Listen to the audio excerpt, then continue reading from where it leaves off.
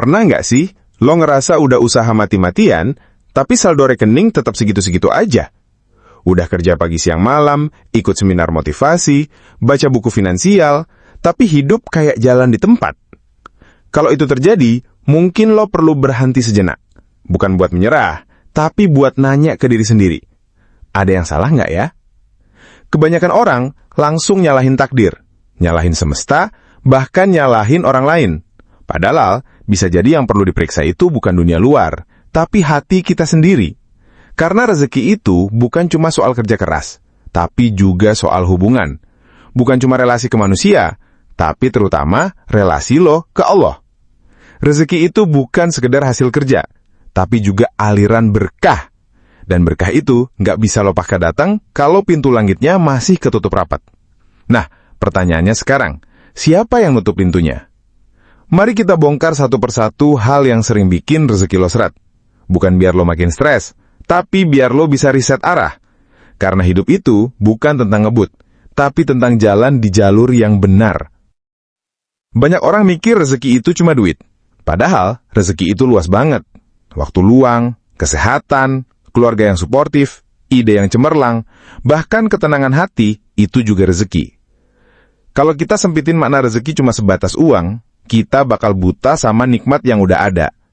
Contohnya gini, lo dapat gaji gede, tapi tiap hari lo stres, nggak tenang, nggak pernah sempat makan bareng keluarga. Itu rezeki atau jebakan. Bisa jadi Tuhan udah kasih rezeki dalam bentuk ketenangan, tapi lo sibuk ngejar angka.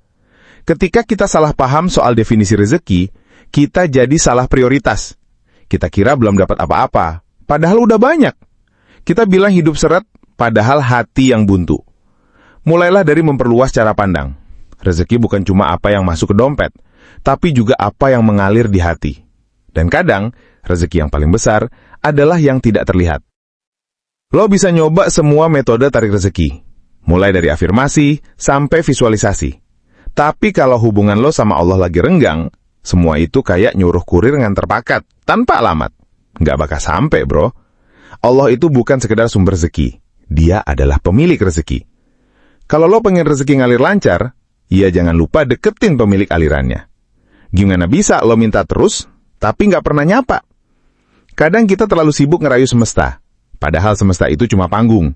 Yang ngatur jalannya skenario cuma satu, Allah. Jadi jangan capek-capek manggil panggung, panggil sutradaranya langsung. Coba evaluasi, seberapa sering lo ngobrol sama Allah bukan karena minta, tapi karena rindu. Bisa jadi rezeki seret bukan karena kerja kurang keras, tapi karena hubungan lo sama Allah lagi keras kepala. Hati itu kayak wadah.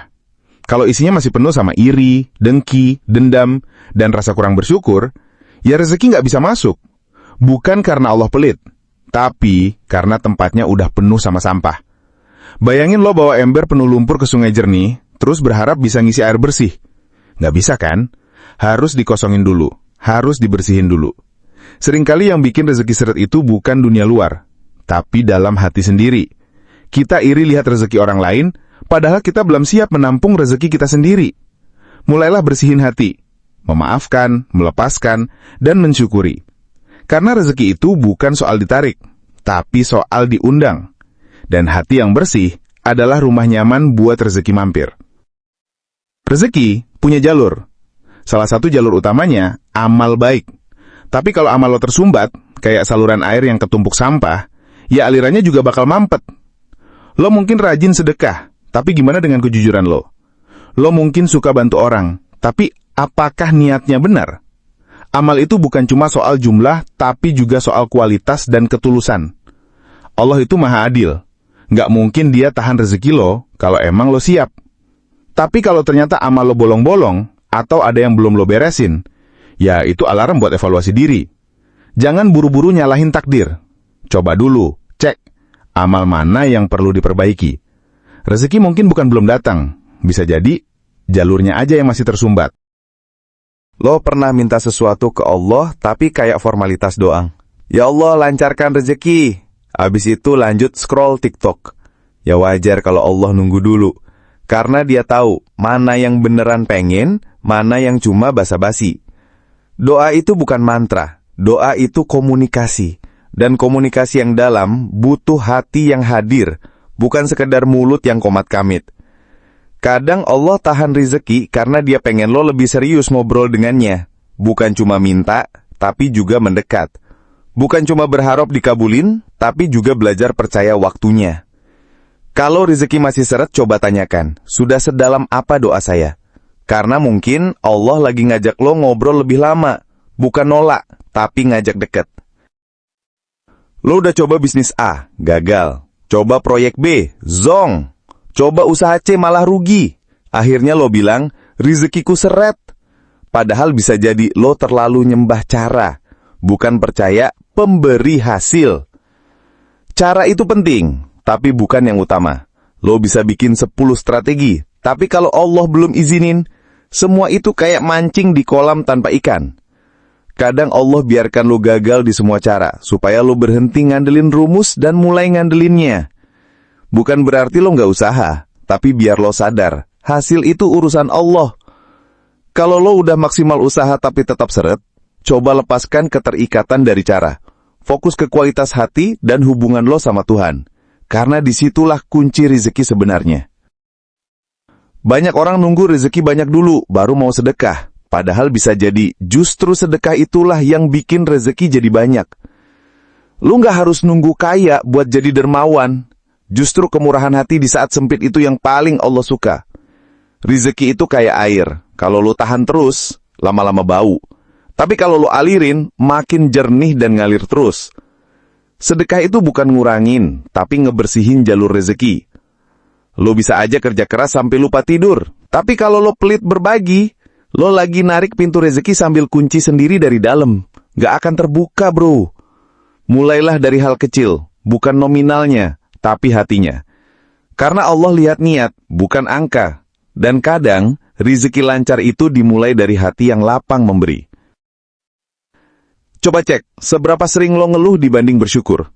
Karena setiap keluhan itu kayak lem yang nutup pintu rezeki. Tapi setiap rasa syukur itu kayak magnet yang narik rezeki makin dekat. Allah janji, jika kamu bersyukur, pasti aku tambah. Tapi kita kadang kebalik. Nunggu ditambah dulu, baru bersyukur. Padahal rumusnya, bersyukur dulu, baru ditambah. Rasa syukur bukan cuma ucapan Alhamdulillah, tapi juga soal sikap. Menerima dengan lapang, menghargai yang kecil, dan nggak nyinyir lihat yang lain. Kalau rezeki masih seret, coba periksa. Udah berapa banyak nikmat yang kita anggap remeh? Jangan-jangan kita minta pintu dibuka, tapi lupa ucapkan terima kasih di depan gerbang. Rezeki seret itu bukan akhir dunia. Kadang itu cuma cara Allah ngajak ngobrol lebih dalam, supaya lo nggak cuma sibuk ngatur strategi, tapi juga nyetel hati. Semua hal yang kita anggap hambatan, bisa jadi itu adalah jalan pintas menuju kedekatan sama Tuhan. Asal kita mau lihat lebih dalam, bukan sekedar lebih keras. Jadi daripada terus-terusan tanya, kenapa rezekiku seret? Coba balik pertanyaannya, apa yang Allah ingin aku pelajari dari ini? Karena kadang, yang seret bukan rezeki, tapi kesadaran. Saat lo udah balik lagi ke arah yang benar, semesta cuma jalur, Allah yang ngebuka. Dan ketika Allah yang buka, nggak ada yang bisa nutup.